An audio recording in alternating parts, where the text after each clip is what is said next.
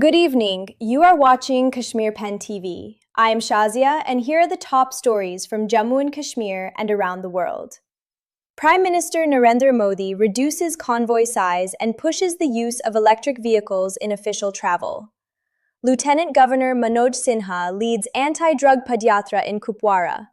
Over 700 smugglers arrested in 32 days. CBSE declares Class 12 results for 2026, with over 85% students passing the examination. Historic Mughal-era mosque in Ganderbal to be restored under a 5 crore rupee conservation project. And U.S. President Donald Trump prepares for high-level talks with Chinese President Xi Jinping in Beijing amid rising global tensions. And now, the news in detail. Prime Minister Narendra Modi has reduced the size of his convoy during recent domestic visits while maintaining all mandatory SPG security protocols, according to sources. The Prime Minister has also directed officials to include electric vehicles in his official fleet wherever possible without making fresh purchases. The move is being seen as part of his push for sustainable living and fuel conservation.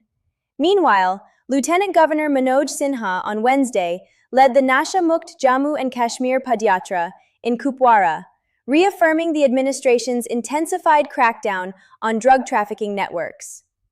The lieutenant governor said more than 730 smugglers and peddlers have been arrested in the last 32 days. He added that terrorism and narcotics trafficking are deeply connected and must be fought together.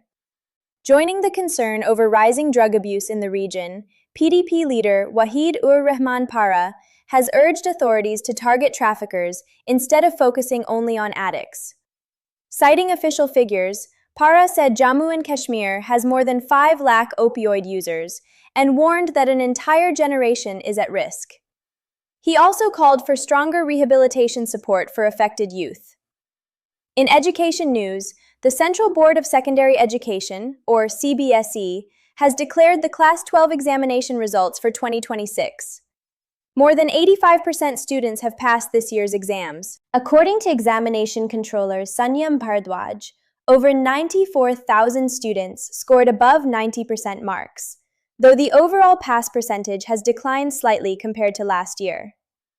Moving on, the central government has sharply increased import duty on gold and silver from 6 to 15% amid the ongoing West Asia crisis and pressure on foreign exchange reserves.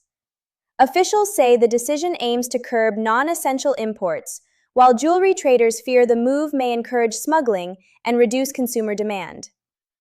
In a major heritage conservation initiative, a 17th-century Mughal-era mosque in the Malshahi Bagh area of Ganderbal district is set to be restored. The Omar Abdullah-led government has sanctioned 5 crore rupees for the preservation and restoration of the historic structure.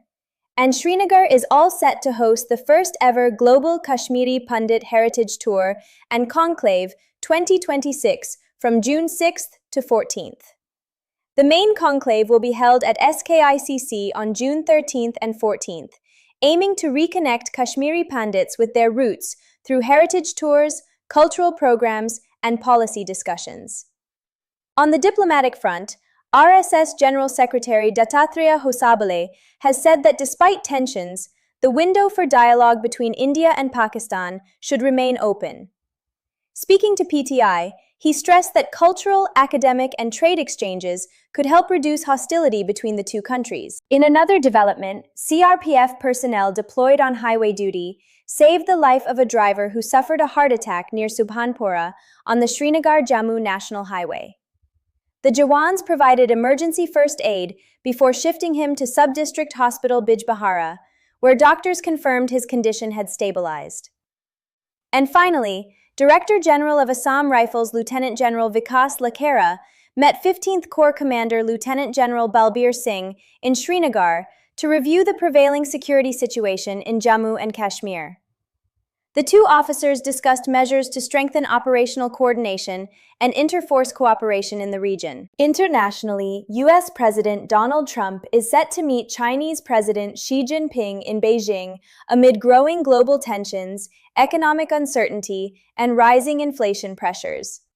The high-level talks come at a crucial time for global diplomacy and financial markets. That's all for now. You are watching Kashmir Pen TV. I am Shazia. Thank you for joining us. Good night.